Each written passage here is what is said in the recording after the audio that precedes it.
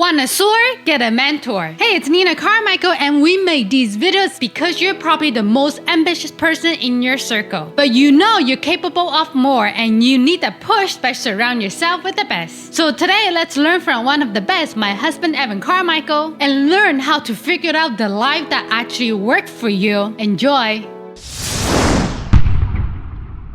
Okay, let's kick it off with rule number 1, find your own path.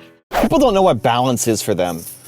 I meet so many entrepreneurs who want to be like Kevin O'Leary or Mark Cuban or Elon Musk and build these giant businesses, but they're not willing to do the sacrifices that go along with it. If you look at their personal lives, you probably don't want to be like them. I look at Steve Jobs, who's on my wall at home, and I want to be a visionary like him, but I don't want to be a father like him, right? I don't want to put in that amount of work and then not be present for my family. The key is figuring out what balance looks like for you, what a successful life looks like for you, and that may mean that you don't go and build a billion-dollar company. What does life look like for you? We're constantly judging ourselves based off of other people's schedules, based off of other people's results, and saying, I can't do everything. I want to be like this and like that and like this and like that and like this and like that, and having no clear picture for what a complete picture looks like for you. That's a problem. You can't look like The Rock and build a billion-dollar business and be the greatest father in the world. And right, like you have to pick, you have to understand what balance looks like for you and not judge yourself against other people's version of balance, period. What I like doing personally is what I call trying on hats. So I will look at what other people are doing and use it as a source of inspiration as opposed to judgment against myself for how poor I'm doing, right? What most people will do is you'll look at somebody like Kevin O'Leary and say, man, look at what he's doing. I suck. I can't do that. I'm not working hard enough. I look at that as inspiration, as a hat to try on to say, maybe I can do this. And then I try it. But my goal isn't to be the next Kevin O'Leary. My goal is to be the best Evan Carmichael, right? My goal isn't to be the next Rock or Steve Jobs or anybody else. It's to be the best Evan Carmichael. And you get that by trying on other people's hats. It's not going to quite fit. Their schedule won't quite fit. Working out for 4 hours a day like The Rock does, that may not fit. And it doesn't. Like, you look at me, that's why I don't look like The Rock, because I'm not working out 4 hours a day. You have to try on their hat, see how it fits, see how you like it, make the tweaks and adjustment to get the perfect thing for you. And then when you found your version of balance, you're less likely to be pulled in a million different directions for what other people expect of you and for what other people out there are doing, and you feel crappy about yourself because you're not doing enough. So here's a quick example. Right now I'm filming this at the beginning of January, and my son has an extra week of Christmas break. Everybody else is back to work, and I am doing a hybrid right now. So most kids get 2 weeks off, he's got 3 weeks off.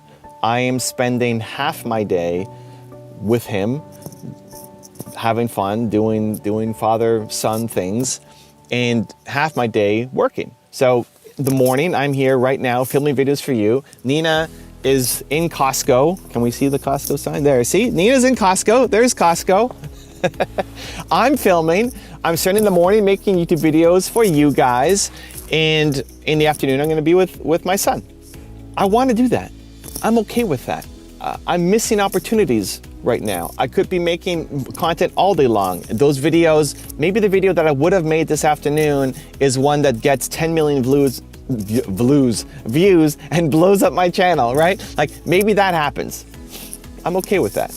I'm okay with spending time with my son. I want to do that. I'm not following through with people that I should. I can leave that until next week. I'm not making content on my Instagram like I normally would because I want to spend time with my son. And that's my version of balance. And I'm okay with that. And you can judge me and say that's a wrong decision, or you can judge me and say that's a great decision. Either way, I don't care, because I'm living my version of balance.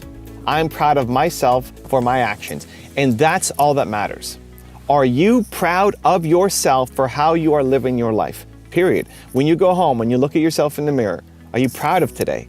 Are you proud of what you did? Are you proud of how you spent your time? Your version of balance may not be perfect, not yet, and listen, mine isn't either. I'm constantly tweaking, constantly hacking, constantly learning, constantly adjusting, because even if you found your perfect version of balance, it's gonna adjust, right? It's gonna adjust. Next year won't be the same. 5 years definitely won't be the same. And so it's finding those little micro tweaks and adjustments. But the most important thing is understanding what are your goals, what are your ambitions, not just business. Entrepreneurs, we tend to focus just on our business. Here's my goals for this year. Here's my goals for where I want to be in the next 5 years, right? You set your goals, but you don't have the same structure for your family. You don't have the same structure for your life. Look at your schedule. Look in your schedule. How many of the things in your schedule are business things? Have you scheduled your family time? Do you treat that as important as you would a business meeting? So I schedule in my time with my wife. I protect it. If something is going to go against it, for example, Saturdays I spend with Nina. I haven't done every single Saturday. Some opportunities have come up, but if I'm going to move something on a Saturday, I have to talk to Nina about it, and it's got to be an important opportunity. Otherwise, left to my own devices, I would just work all the time, right? I love it. I love my work. I'm obsessed with my work. I love making videos for you guys. I love responding to the comments. Like I love what I do. If Nina's out on a Friday night with her friends, 85% chance I'm just gonna be working. Because it's not work, because it's love, it's enjoyment, it's fulfillment, it's service, it's all the great stuff for me. But then when I step above it, that's my addiction, right? Like entrepreneurship, helping you guys is my addiction. When I step above it, doing that 24/7 actually doesn't lead to me having the life that I want, because I want to be a good father and I want to be a good husband and I want to take care of myself physically. So those other things you have to schedule into your calendar. Don't just schedule in the business things, you schedule in your life, so that when you step above, this is a great exercise for the next week, create your life schedule for the next week. That when you step above and you say, okay, yes, I'm gonna wake up and I'm gonna work out, or I'm gonna watch those videos, or I'm gonna spend this time with my wife or husband or boyfriend, girlfriend, or children or parents, right? Whatever you need for your life. If you need to call your mom every day, schedule that in. If you need to hang out with your family every weekend, schedule that in, right? Whatever's super important to you. If you have to watch the game every Sunday, schedule that in, put it on your calendar. That leads to a happy life for you. What is your version of balance? That's all that matters. Your version of balance to create the best you, that when you step above, when you look at your calendar and say, if I did these things, I would be a happy, successful, fulfilled person, period. And when you've done that, when you've created that, then have the courage to step into it and live it, regardless of what the people around you are judging you for, because you're always going to get judgment. Some people say you're doing way too much, and some people will say you're not doing enough. You're building your business. Some people will say you're working way too hard, and other people will say you're barely starting. Keep going. Like, you call this work, right? Somebody's always going to have an opinion on what you should be doing with your life. And until you determine, you figure out, you understand what balance looks like for you to create a happy, successful, fulfilled life on your own terms, write it down. And then create your calendar, and then stick to your calendar. And if other people are judging you for it, you thank them for their opinion, but you let it bounce off you because you're happy and they're not. Rule number 2, ignore what others think. If you live your life based off the opinions of other people, you will never do anything great. Take a look at who you're worried about. People who are not happy with their life. People who never went and took their shot. People who spend their life complaining instead of trying to change something. Is that who you want to be, so worried about what they think about your decisions? If anything, you want to do the exact opposite of what they're telling you to do. You don't want their life. So stop living your life by their rules. So I had an amazing one-on-one with an entrepreneur yesterday at my Q&A session here in Toronto that I do weekly. And I feel for her. She's such a talented, amazing, gifted entrepreneur. And we talked about your purpose coming from your pain. And she went through some massive pain that guided her to this success right now and on her path to personal development. But she's afraid to share what happened. And she said, maybe in a year or two, like, give me a year to work on it and maybe I'll share it. Because she's afraid of what people will think. She's afraid that if it doesn't work out, that she may not be able to get another job. She's afraid of all these things that people might say about her if they found out the truth. Problem is, that's your path. I don't care about where you're at right now. I need to know where you've come from. I need to know that you look like me. I need to know that your story is like mine. And so by living in the shadows and being afraid to tell the truth, what you're doing is, one, not letting people connect to you as a real person, right? This fake, perfect version of you isn't something that people can connect to. Two, you make it so that whatever you went through, you're telling yourself that it's shameful, and you're telling other people that it's shameful too. But if you come out and talk about what happened, then the people who feel ashamed about it, they now can come out and say, I'm not the only one. This happens to other people too. I'm a little bit more normal. And three, if you want to build a business, if you want to create a YouTube channel, if you want to have a podcast, you want to be an author, you want to write a book, that's the thing that's going to actually help take you off. That's the thing. There was a great video that I told her about a woman who gained 70 pounds from having a child. So she's pregnant, she gained 70 pounds, and she had a 10-pound baby, and now she had 60 pounds of extra fat on her, right? 60 pounds. So that's a lot. And so she's trying to lose it, and she's working out, and she's eating healthy, and she finally gets down to having 6-pack abs and looking great. And then somebody noticed that when she bent over, that they could see the flaps of skin. When she stood up, it was all 6-pack, but when she bent over, there was flaps of skin. And what most people would have done is deleted that video, pretend like it didn't exist, not talk about that comments, right? Only show the perfect version. Look how much weight I lost. But she did something different. Instead, she said, yeah, that's my body now. That's what happens when you gain 70 pounds in pregnancy and pump out a 10-pound baby. And that became a rallying cry. That one moment of vulnerability, of saying, hey, I'm still not perfect. Like, look at this saggy skin that I still have. That's what brought people to her. Now she's not just another mom who lost weight and did this workout plan and meal plan, right? That connection was real. And now she's built $1 million plus business from selling e-courses and her recipes and everything else that she goes through. That's the thing. This is your competitive advantage. Your purpose, your pain, your story is your competitive advantage.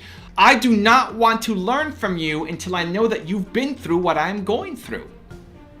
I can't relate to that story, right? I can't tell that story. I can't tell a mom who gained 70 pounds how to lose weight. That's not my story. I can't relate to it.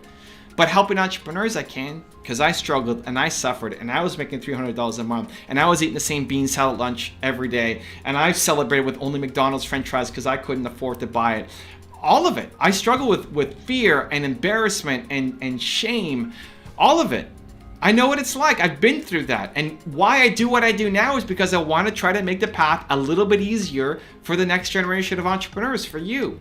I want you to feel like you're not alone. I want you to feel like there's a place you can come to with a beautiful community, a Believe Nation, where we're supporting each other. And there's content every single day across multiple channels that you can go and digest and dive into, and hopefully make your path just a little bit easier. Because I wish I had this when I was getting started, when I was a 19-year-old entrepreneur who was insecure and ashamed and embarrassed and not willing to talk to anybody about the problems I was going through. Right? That's the thing that will connect people to you. But if you're so afraid of what people's judgments are going to be, you're never going to get started. I believe humans are built to serve. You're built to serve. You want to help other people. It's hardwired into us. Studies show that the impact of serving other people has the same effect on your brain as food and sex. It's hardwired into you. You want to help other people. And at the same time, you're afraid of judgment. So how do you help other people if you're also afraid of judgment? It's having your foot on the gas and a brake at the same time. You know you're capable of more, but then you're just standing on the same spot. It's the worst. And so you have to let go of the opinions of other people. Some people may not like what you're doing. That's okay. That can't prevent you from service. That can't prevent you from fulfilling your mission. That can't prevent you from living the life you want, because you're going to be 95 years old, looking back on your life and regretting it, knowing you're capable of more, but never taking action. So how do you better deal with criticism? I'm going to give you a 3-step process. Step number 1 is have empathy. Have empathy. If you believe like I believe that humans are built to serve, right? We're built to serve. Then if somebody is being critical and negative when they are built to serve, how bad does their life have to be that is forcing them to act this way? How bad does somebody's life have to be to come to your YouTube video and leave a nasty comment, or to tell you to your face that you suck and your idea is never going to work? How bad does their life have to be? So have some empathy. Like, their life sucks, and they're lashing out at not just you, everybody around them. So have empathy. When you have empathy, it removes the sting out of the words, right? Now it doesn't touch you as much because if anything, you feel sorry for that person. You don't have to say, hey, I feel so sorry for you. You don't need to go and make it worse or have it go on an ego trip. But just know inside, have empathy, feel sorry for them, and not let it hit you as hard when they're giving you some criticism about your idea or you. Number 2 is look for a gem. A lot of times in the criticism, there's actually something you can learn from. A lot of times when somebody criticizes their idea or leaves a nasty comment on YouTube, you might just write it off of that person's being a hater. Maybe they are, but there might be a kernel of truth. There might be some gem in there that you can use. I think a lot of people are too sensitive. I think if you can only take feedback when somebody sugarcoats it and packages it nicely and say, I love you, I love your channel, I love everything you're doing, I love all your ideas, but there's one little tiny thing that I think if you fix would really help. If that's the only way you can take feedback, you're gonna lose. You're gonna get nasty comments, and some of them are just pure haters and it's their own problem. But sometimes buried within that nasty comment is actually a kernel of truth. There's a gem in there for you. And so if you can remove the sting, right? Have empathy, remove the sting, then look at the comment and see, is there anything from this comment? Is there anything in this critique that I can actually learn to make my idea or my concept better? Look for the gem. And then number 3 is addressed to those who are dealing with their parents who might be your biggest critic. Understand that your parents are pilgrims. Your parents are pilgrims. Your parents come from a different era. If you're 20 years old right now, as an example, the opportunities available to you using this are things that your parents at 20 years old can't understand. The opportunities available to you right now are insane compared to what your parents had when they're at your same age. And so when they're saying, go get a safe job, go be a doctor, go be a lawyer, go be an accountant, go do something you can work at some job forever. That's actually their version of love for you, right? That's empathy. Empathy, step into their shoes. They love you. Chances are your parents love you. I hope. But chances are they do. And so they're trying to give you advice that they would have given themselves X number of years ago back when they were your age. They just don't understand what's available right now. A lot of times, a lot of the people who are critiquing you, criticizing you, it may be out of love. They just don't understand the path that you see. They don't understand the world that we're living in right now. They don't understand everything that can be created. And so have that empathy for them. Understand that that's where they're coming from. They love you. And again, removes the sting out of the words. And then you can see, how do you want to act? How do you want to react to these people around you that would make you feel proud? Whatever that is in your head, then go and do it. Also, if you want to have more self-confidence and self-belief, the science says it can take up to 254 days of consecutive action for you to shift that habit forward. So I've designed a special free program to help you get more self-belief for every day.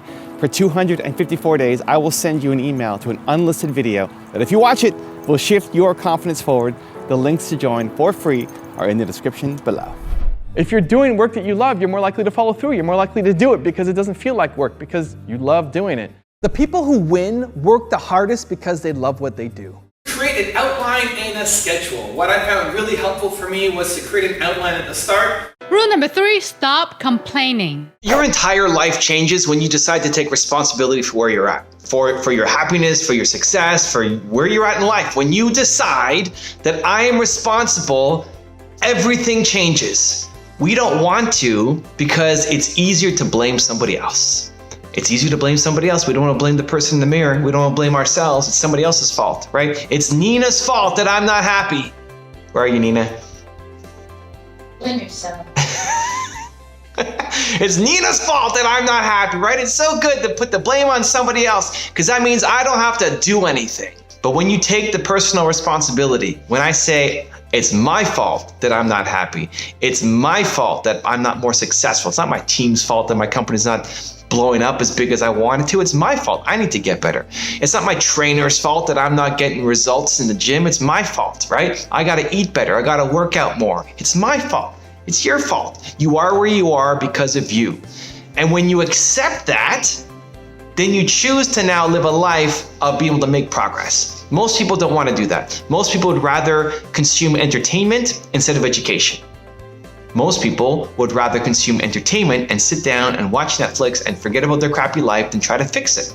Most channels on YouTube that blow up are not education related, they're entertainment because people want to shut up their life, shut up their brain, and just be entertained instead of trying to actually fix the problem. If you're a subscriber here, you're probably on the education side, but are you the kind of person who's going to take responsibility and fix your life or just shut up the world, blame, complain, wait till you can't have that next vacation, you can't wait till that next weekend or the evenings are coming up because your life sucks. Your life sucks. Is it your fault or is it somebody else's? When you take ownership, that's when life starts to change. And so how do you do it? Great, take ownership, take responsibility. How do you do it? How do you get happier? How do you get more success? What are the steps? What do I have to do? I'll give you a 3-step process. Follow this, it'll change your life. Step number 1, take the mirror test. You go up to a mirror. Go up to the mirror, go in your bathroom, kitchen, living room. Kitchen's kind of weird. Do you have a mirror? Do we have a mirror in our kitchen? No. Living room, bathroom, closet. Find a mirror and ask yourself, why are you not happy? Why are you not more happy? Why are you not more successful? Why are you not whatever the biggest negative in your life? Why? If the answer comes back that it's somebody else, you need to fix it. You have to keep asking the question. Okay, it's not my wife's fault. It's not my friend's fault. It's not my parents' fault. It's not the president's fault. It's not the government's fault. It's not my school teacher's fault. Why? And it has to be something here. It's got to be something with you. You're not happy because it's something you are thinking, because of the story in your head, because of your mindset, your actions. You keep asking the question why you are not happy until it comes back to you. And then you're going to uncover some scary truth. You're going to uncover some story about yourself.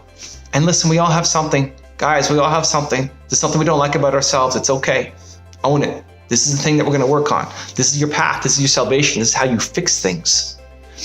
So step number 1 is take the mirror test to figure out what the heck the thing is that is making you so unhappy or is blocking you from having success in your business. What is it? You got to get to an answer, and it's got to be all about you somehow. Step number 2 is then create your own 254. So it takes up to 254 days of consecutive action to build a habit. It's why I started the 254 Confidence, Black Excellence, Writer Wisdom series, and I want to do more. But I can only do so much. You need to create your own 254. And what I mean by that is you need to now surround yourself with the kind of people, resources, knowledge, information, motivation of that thing that you need to work on. So example, if you need to work on having more belief in your life, then my channel is a great place to be. You should watch a video every single day. You will get more belief in yourself. It will just happen. You take the mirror test, and the answer is, I don't believe in myself enough. That's why I'm not happy. That's why I'm not more successful. Great. I need to surround myself with belief every single day, because chances are you don't have people who believe in you enough. It's just not in your environment. So you need to inject that in. You need to inject it into your daily routine. Watch a video every single day. Great. If it's something else, my channel may not be the right fit for you, but you can get it somewhere else. Whatever you need, whatever that answer is, self-care, self-love, whatever that answer is, then you need to find a way to create your own 254 around that thing, where every day for the next 254 days, maybe for life, you inject it into yourself. You watch a video, you read a book, you listen to a podcast, you have an interview, you do a phone call, whatever it is. Every single day, you repeat that habit over and over and over and over again, and it will seep into you, and you will slowly lose that thing. And that thing that has been holding you back for your entire life will now allow you to move forward and actually be happy and actually go after your success. So you take the mirror test, and then 2, you create your own 254 around the thing that you need to work on. And then step number 3 is take immediate action. Just thinking about it, just witnessing it is not enough. Action, action. Think about it for the next 24 hours. What could you do? What could you do today? You're watching this video. After this, you want to develop this skill set, this mindset, this new belief system. That's what you need to work on. You know this thing is holding you back and is limiting you. What are you going to do right now to start building some action and momentum towards it? Get out of your head, stop thinking, stop planning, and just do something. I call it the 2% difference. Don't worry about how you're going to get to 100% perfect. You'll never get there anyway. Don't worry about that. Don't plan all the way, because you keep planning. Tomorrow you're going to wake up and you're a different person. You're back to your old self. You need immediate momentum. You need action. So take any idea that you have. You want to be a more belief person? Great. What can you do right now to believe in yourself more? What can you do? What makes your heart go like this? What are you scared of doing? What idea first comes into mind? That idea was given to you for a reason. Do it. ASAP, right now. Commit to somebody. Take that action. Not just researching, not just planning, immediate action. Build momentum. Teach yourself that you're the kind of person who now follows through, who when you get an idea, you take some action on it. Follow that 3-step process. You're unhappy in life? You want more success in life? Take the mirror test. Figure out deep inside you why you're the problem, what you're doing that's limiting yourself. 2, create your own 254 so that you are around it daily, so that when you're around successful people who have the skill, the mindset, the belief system that you need, it seeps into you because you're around it every single day. And then 3, action, momentum, immediately, today, do something. Start showing yourself that you are capable of being that person. Accept responsibility for your life and you will change your life dramatically for the better. Rule number 4, take immediate action. Most people aren't happy in life because they're living somebody else's truth. You're not living your truth, you're living somebody else's version of it. Your parents, your family, your culture, your society, you're living somebody else's version of it. And so you're never happy because you never explored it. You never picked at it. You never found out what you could be.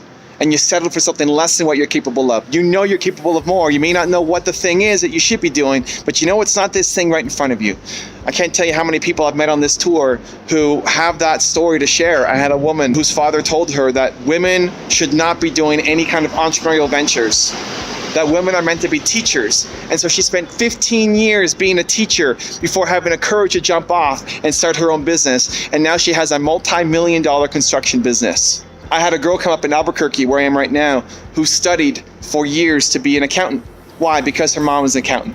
And so her mom made her go study to become an accountant. And she didn't know what she wanted to do. So she said, okay, great. Yeah, I'll be an accountant. She just graduated and realized, I don't want to be an accountant. This isn't for me.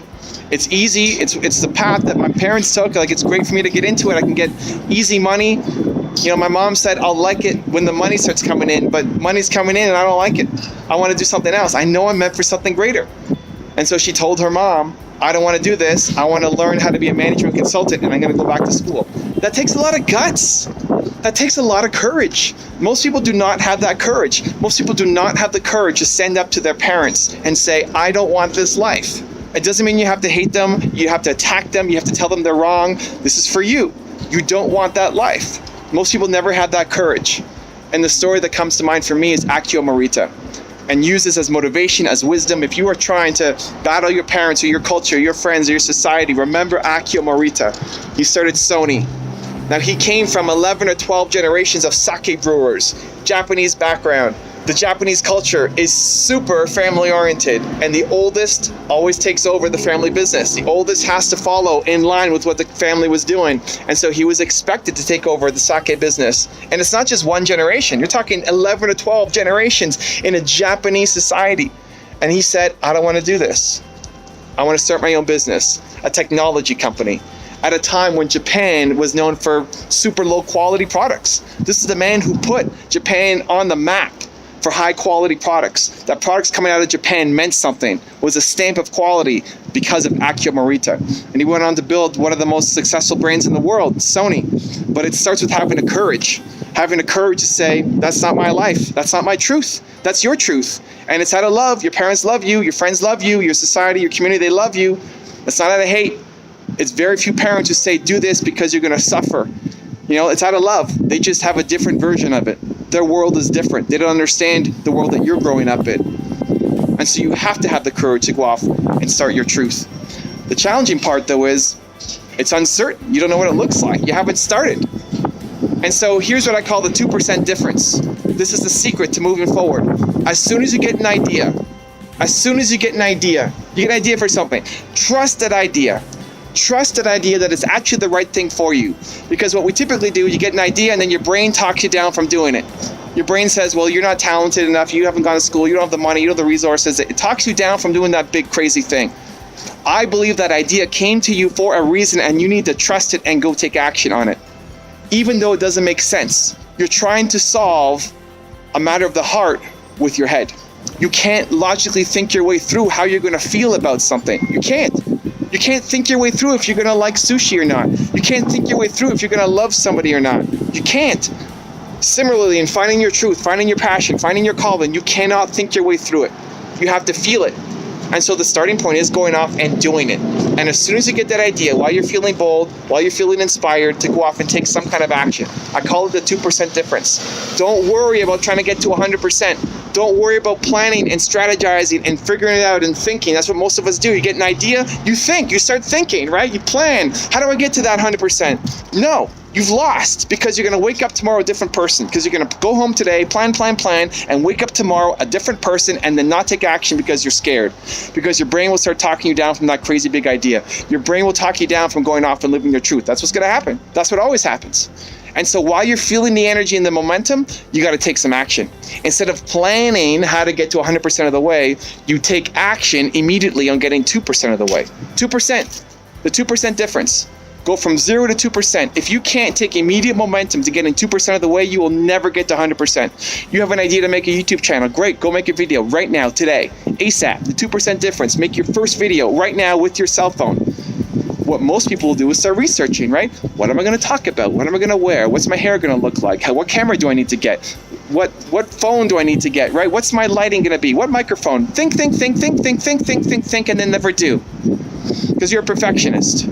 You're going to perfect your way out of ever living your truth. The beginning is messy. It's supposed to be messy. Go off and get your 2% difference towards finding and living your truth. Quick example, my story. I'm here in Albuquerque, New Mexico right now. I was walking down a beautiful summer day last year, and I decided that I was going to take Nina to every city in North America with 1 million plus people. Every city in North America, 1 million plus people. That was my decision. Great. What's my first step? Action. The 2% difference. So it's not, here's what most people do. It's not go home and research how many cities there are. It's not go home and make a plan for how we're going to do this. There's lots of reasons why it's not going to work. Nina still had a full-time job. I had no idea how many cities there were. I had no idea what the next step was going to be. Just do something. Immediate action. And so I thought right away, 5 seconds later, here's my goal. Great. 5 seconds later, this weekend, let's hit one city. Boston. Nina had never been to Boston, so I thought Boston was the closest city to Toronto. It wasn't. Pittsburgh actually was. And on my tour, the people in Pittsburgh told me, they let me know that Pittsburgh is closer.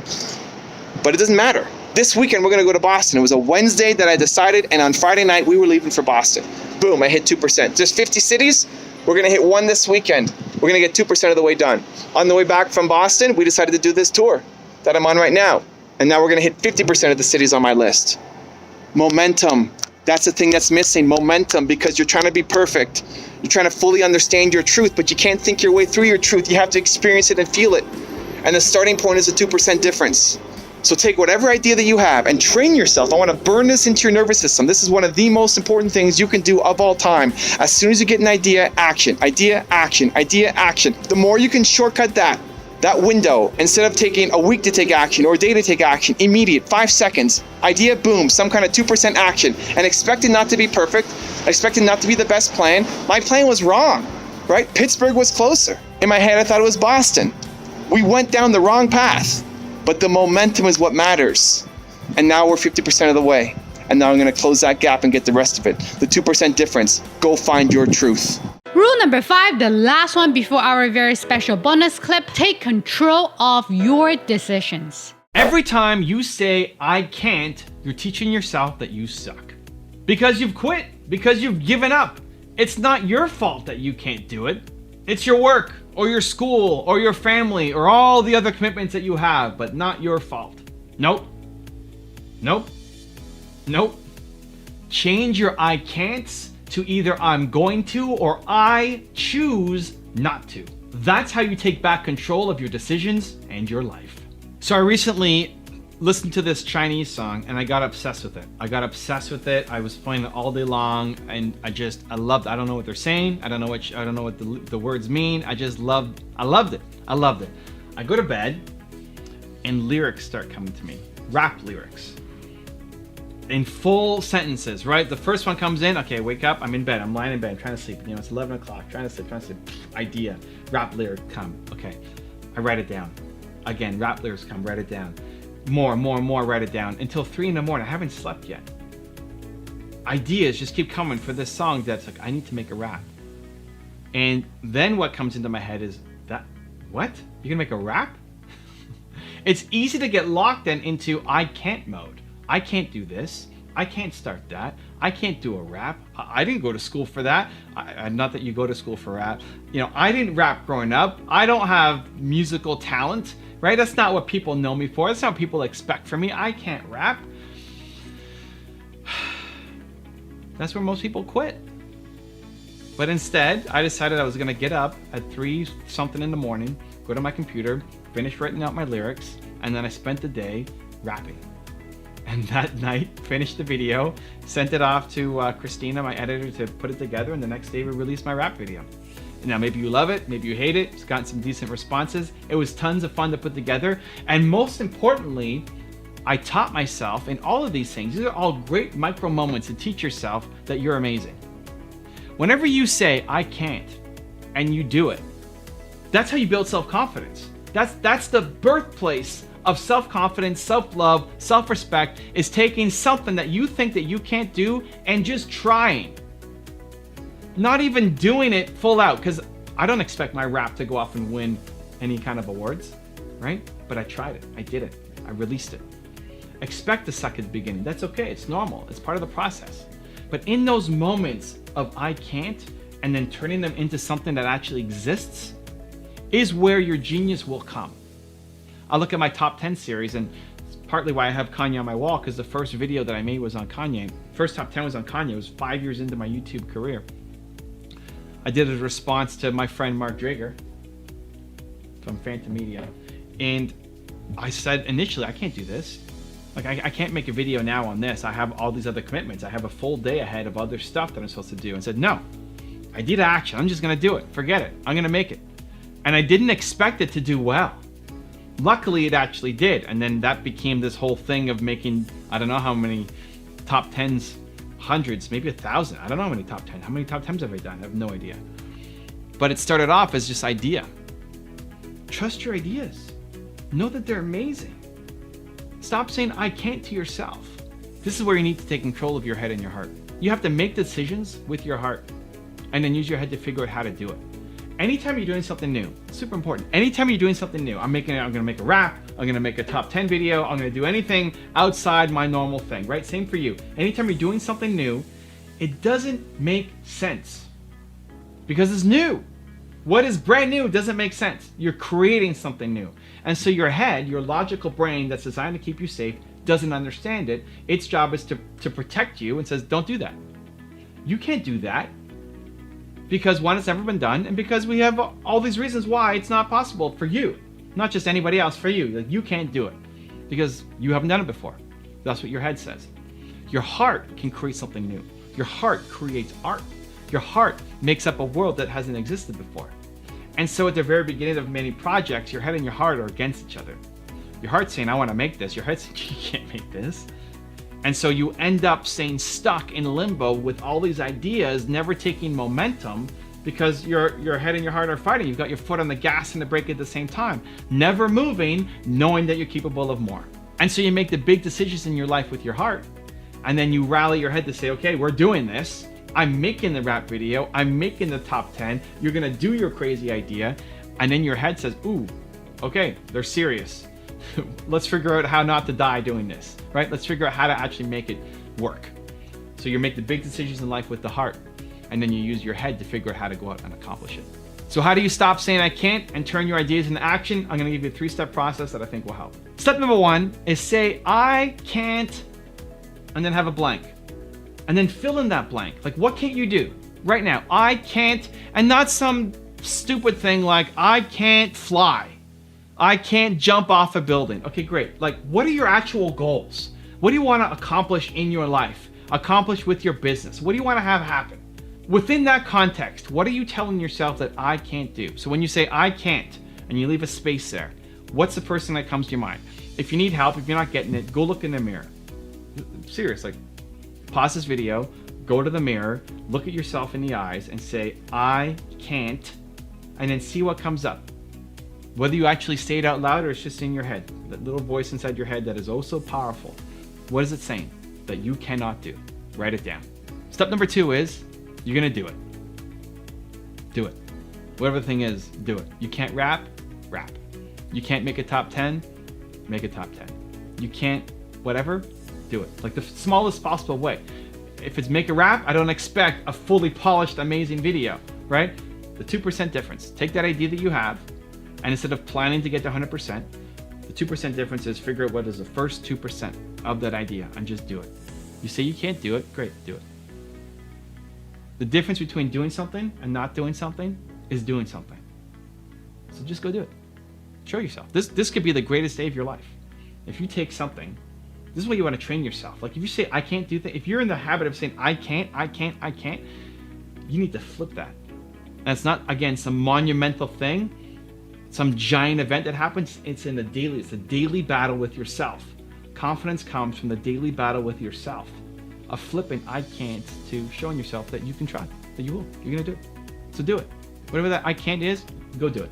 Find some small way and just do it. And then step number 3 is expect to suck. Expect to suck. Don't expect to be great. If you say I can't make videos and then you go do one, expect it to suck. That's okay. That doesn't mean, see, I can't do it. Look, it sucked. No. You tying your self-worth to the results is a losing game. It's the process. You started. All that's missing now is a skill set. How do you get a skill set? Practice.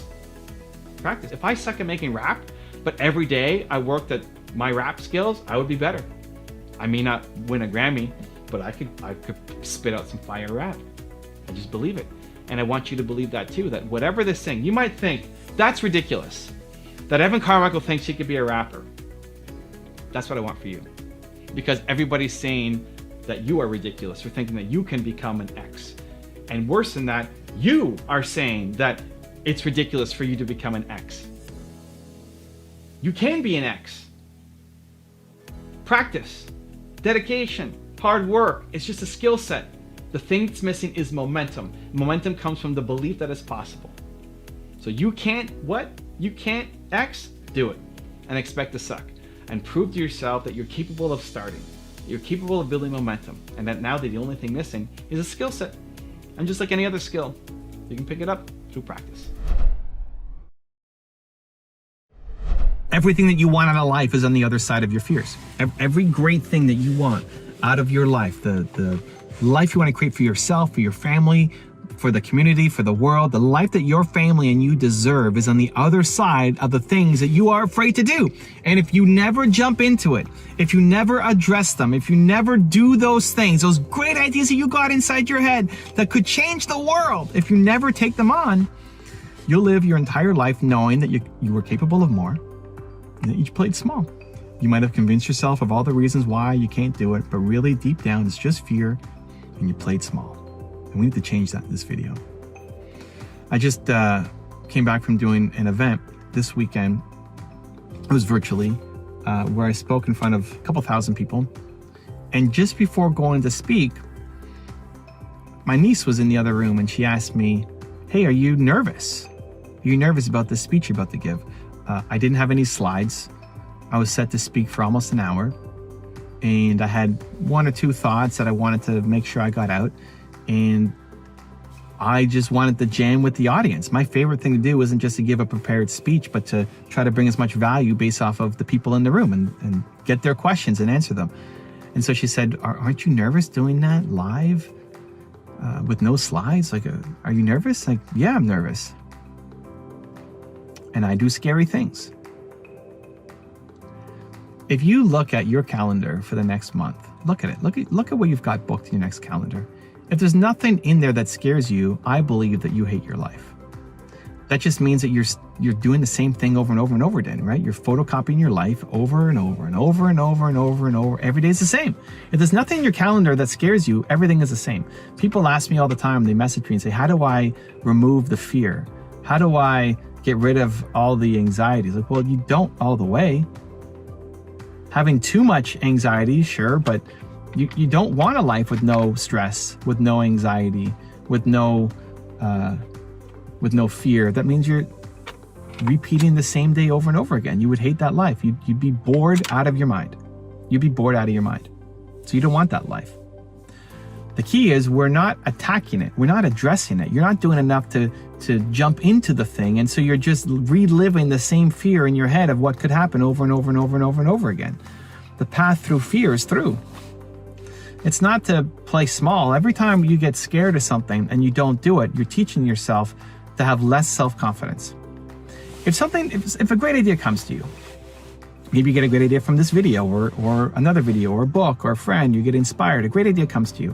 And it's a big idea and it's going to require you to grow and be a better version of you, right? And then you don't do it. You play small. You find some excuse, some reason why you can't do it. what you're doing every time that happens, what you're doing is you're teaching yourself that you play small. You're teaching yourself to have less confidence in yourself, less belief in yourself, that you're not capable. You're teaching yourself in these moments every time that you're not capable of doing these things. I'm somebody who can't do this. That's even if you don't say it out loud, that's what you're teaching yourself every time that you play small and you don't do the thing.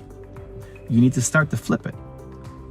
You need to start to show yourself that you do difficult things, that you take on challenges, that you jump into the fear. Whether it works out or not is not the issue. Whether you get the result or not is not the problem. It's, did you try? Did you put your best effort in? Over the past couple of weeks, I've interviewed Marie Forleo on the channel. We've interviewed Matthew McConaughey on the channel. I've done that big event for a couple thousand people in South Africa. We had Tony Robbins on the channel. And every time leading up to it, I'm scared. Having Marie on, I was scared. Logically, it doesn't make sense. Marie's great. She's a fantastic interview. You don't even have to ask a question and she'll have amazing stories to tell you. She's personable. She's loving. She's kind. She, what's the worst thing that's going to happen on the interview? But logic is not the problem. The problem is the fear, the emotion. I'm worried that she's not going to have fun in the interview. I'm worried that you guys won't like the interview. I'm worried that I won't ask the right questions. I'm worried that I'm going to squander my opportunity. I'm worried that I'm going to kick myself afterwards to say, man, I wish I asked her this question. All of these fears start coming through my mind. When I look on the calendar, right?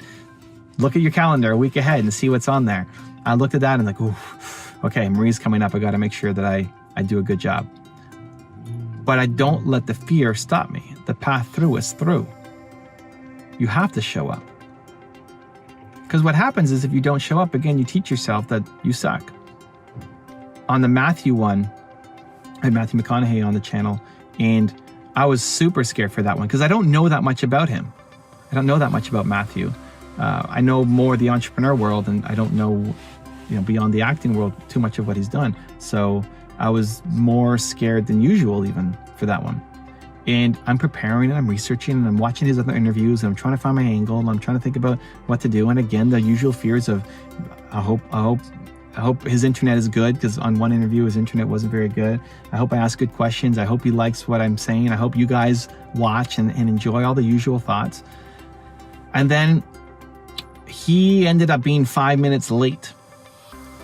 He was 5 minutes late for the interview and we were on a timeline for it too. And I thought, maybe we had a miscommunication. So, the countdown is coming, right? All day I'm nervous. And then whatever time it was, say it was 11 o'clock. I think it was 11 o'clock his time, so 2 o'clock my time. We're counting down to 2 o'clock. And countdown. Okay. 1 o'clock. Oh, God, okay, it's an hour. I'm not being very productive now. Okay, half an hour, 20 minutes, 5 minutes. Oh man, those last 5 minutes. Okay. Last glass of water, last bathroom break. Let's go. We're on in 5 minutes. Okay, I'm ready. Let's go. I'm ready. Let's do this. Christina, my editor, probably saw my cameras because I started recording before we started and just see me pacing and going back and forth and scared, trying to practice and remember. And then it's 2 o'clock. Okay, here we are, 2 o'clock. I'm ready to go. Let's go. 2:01, 2:02, 2:03, 2:04. And that may not seem like it's 4 minutes, but those were like the longest 4 minutes of my last 6 months sitting there waiting, because now the thoughts are going, oh my gosh, did he not get the invite? Did it not happen? Are we not on for today? And it immediately goes to, I did all this preparation and practice and anxiety and stress and worry, and we're not even on today? Are you kidding me? Because the only thing worse than doing it is not doing it, right? What's worse than showing up, not showing up? And it's funny how often we want things to get canceled. I used to wish things were canceled on my calendar all the time. I used to wish that things would be canceled, that the person doesn't show up or like they're sick or whatever, so I wouldn't have to show up and potentially disappoint people. But I've had to lean into that to say, no, I'm here to bring value. I'm here to serve. I'm here to help. And the only thing worse is just not showing up. And how that makes you feel about yourself. That's a worse feeling. The stress of preparing for the interview is not as bad as the energy that you put on yourself if you don't show up. So how do you do it? How do you get through? Well, the two things that really help me are, one, the words scary, difficult, or hard, right? Or seeing a word like fear. But for me, it's more scary, difficult, hard. Those are not acceptable reasons for me to play small. That if you can catch it, that the reason for you not doing your mission, your goal, the thing in front of you is because you're afraid, it's difficult, it's scary, it's hard, to teach yourself that's not a good enough reason. Not anymore, not for you, not this year. Nope, that may be who you used to be, but not anymore. You're a person becoming. We're taking this on. Not a good enough reason anymore. Scary, difficult, hard. And then two, the thing that helps me is just service, default to service. I'm here to help. Why am I interviewing Marie? Because I want to help, because I want to help her with her book, and I want to help you. I want to try to get some value out of her, that she says something in a different way that I haven't said before, and maybe that inspires you to take some kind of action. I want to help you. And as soon as I get out of my head, my own selfish head of this is about me and how good I look, or how bad I might look, which is more like it, and into service of I'm here with the intention to try to help and serve, that gives me the courage to go do the thing. Because not doing the thing is no longer an option. And when you remove that option and focus on you, do difficult, scary, hard, and you're here to serve and try to help, if you did that consistently and that's how you show up for your daily life, look out. Look out, world. Look out, fantastic life for you. Look out, because you're about to create some amazing things and go actually achieve the life that you deserve.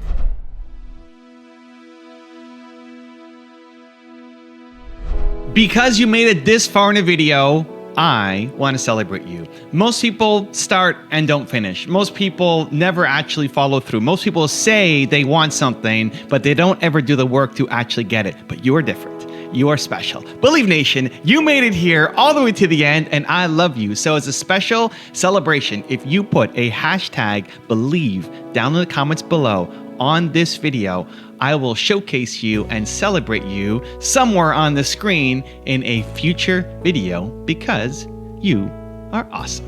If you want to learn how to build a successful movement, check out the video next to me. I think you're gonna enjoy it. Continue to believe. I will see you there. The theme of today was in the Facebook group, how to create a movement. So that's a great topic. And that's the whole point of Built to Serve. Built to Serve is kind of the, what? Zane's interrupted me already.